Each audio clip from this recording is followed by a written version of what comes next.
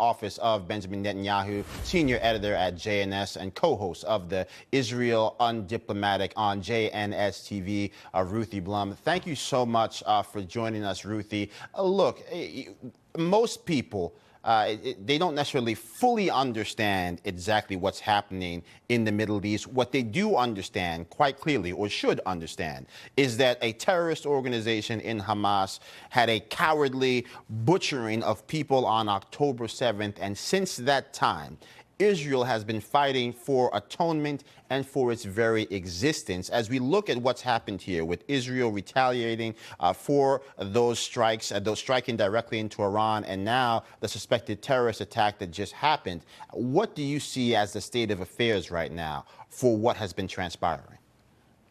Okay, so if we zoom out from October 7th and the massacre that Hamas committed that day, a year ago, Iran is the head of the octopus. Israel is fighting a seven-front war, all initiated, funded, and armed by Iran.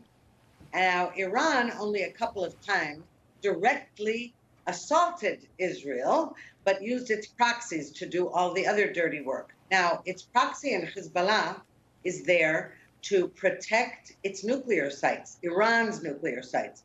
So what we saw on late Friday night, wee hours of Saturday morning, was that Israel said, okay, enough is enough.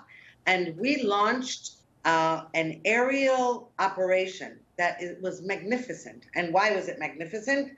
Despite what you might hear from some people saying, we didn't really do anything serious because the Biden administration said, don't hit the nuclear or oil facilities. But I can explain why it was magnificent.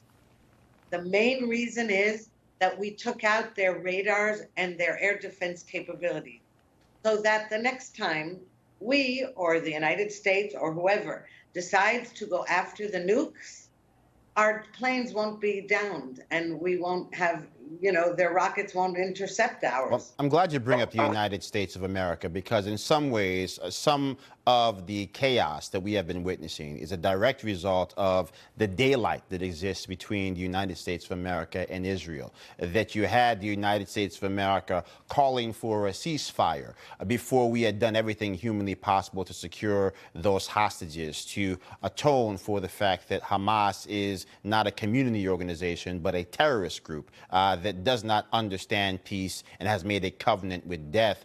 As we try to get to what we hope is the end game for this cycle of death that began with that horrific attack on October 7th, what, if anything, do you think can be done by the United States as we look at this upcoming election to ensure that that type of daylight never exists again?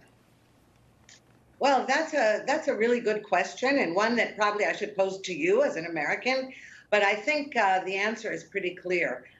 This is an administration that doesn't believe in victory. It doesn't believe in American power, certainly not in Israeli power, not even in American power. So, I think that if there were a change in administration with a different worldview, that there is such a thing as, that this is a civilizational war against barbarism, then there won't be daylight.